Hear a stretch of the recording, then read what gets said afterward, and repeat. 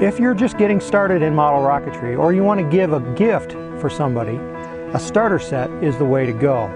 It contains everything you're going to need to get your rocket up into the air. You'll come with a rocket kit, the launch pad, the launch controller, a pack of motors, and the recovery wadding, which protects the parachute from the heat of the ejection charge.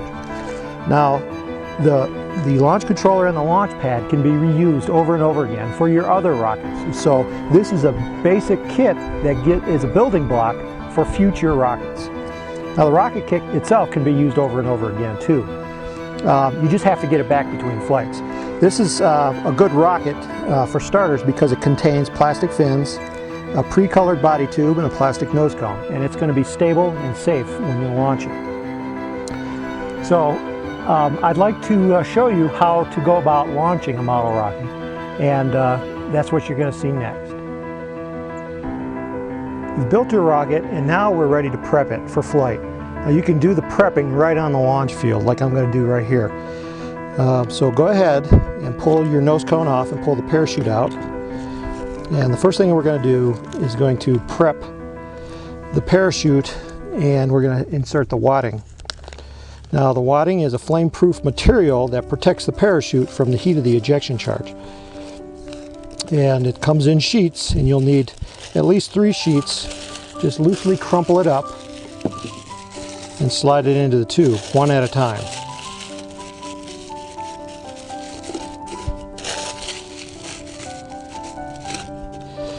Okay, and try to push it in as far as you can. Now your parachute, first thing you want to do is make sure that all the lines are attached and nothing is tangled here towards the nose cone where it is attached to the rocket. Okay, the wind is going to kind of catch it on you, so just kind of hold it like this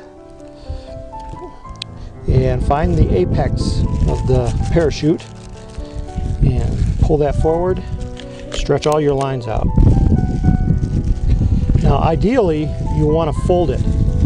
You don't want to just crumple it up and shove it into the rocket. So by folding it, we keep all of our lines straight. And on a windy day this is going to be a challenge, but typically it's not too bad.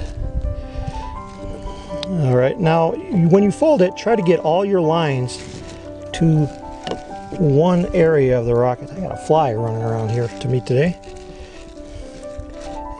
And just keep folding it in half. Did I get him? I probably made him mad. I face those same challenges as you do. Okay, so we got a nice long parachute here, and you can see I've got a nice spike. And then take your lines and just kind of loosely lay them in the middle, and then fold it just once long ways, and then loosely roll it kind of like a cigar shape and insert that into the tube. Now by folding it, we help ensure that it will fully inflate. Okay, so now the rocket is almost ready, and we're going to open up our pack of rocket engines. And this contains the igniters plus the engines. So I'm going to take out a rocket engine.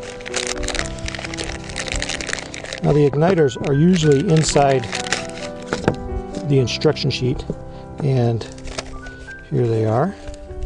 There's 3 igniters, and I'll just put them back into the bag along with the spare motors.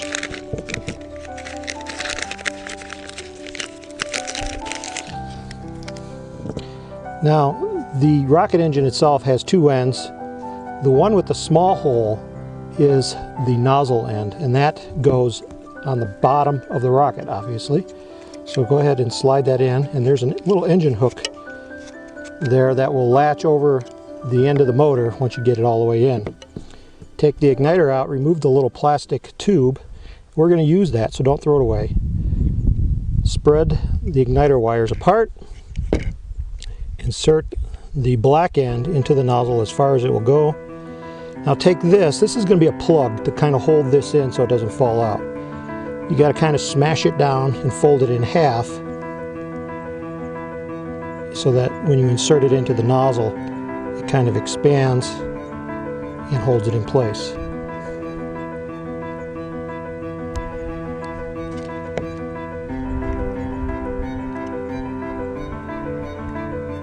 Alright, so now the igniter is in the rocket and we're ready to take it to the launch pad.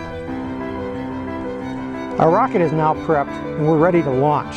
So we've got our launch pad set up and we're going to slide the launch rod through the launch lugs on the side of the rocket. Now the purpose of these is to guide the rocket in one direction until it builds up sufficient speed where the fins will take over and keep the rocket going straight. So never put the rocket on the ground by itself, because it will go in a direction you don't want it to go.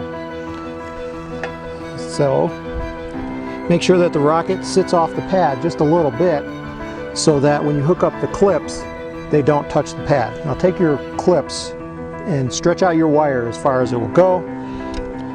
Pass the clips through the launch pad like this. That way, when the rocket takes off, they don't get yanked up in the air with it. Now each clip is going to be attached to the wires from the igniter. So when you do that, just kind of wrap it around there and spread them apart so that they stay as far apart as possible.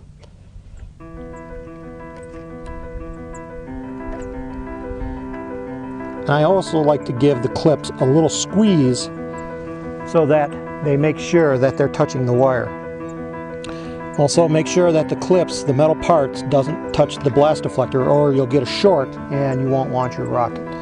So now we're ready to launch the rocket, and make sure all the spectators are pretty far away, okay? Pretty obvious though, right? Now your launch controller has a safety key, that's this right here. If you're working with small kids, keep the safety key in your own pocket. Don't let them have it until they're ready to launch the rocket. When you put the safety key in the hole, there should be a red light that comes on. This lets us know that the system is armed and ready to launch. So when we push that button, the rocket's going to take off. So first thing you want to do is make sure that there's no spectators in the area. Keep them back at least 20 feet for small rockets, and even further back if you're launching a bigger rocket. You also want to check the sky and make sure that there's no low-flying aircraft in the area. We don't want to scare the pilots. When everything is ready, you can go ahead and give a loud countdown and then push the button to launch the rocket. So we're going to do 5, 4, 3, 2, 1.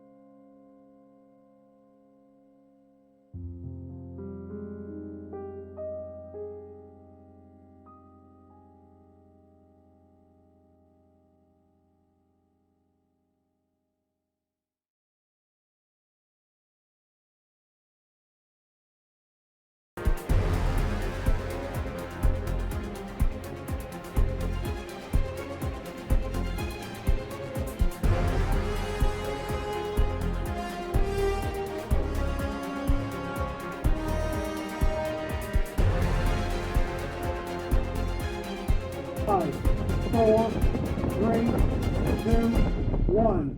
Ignition.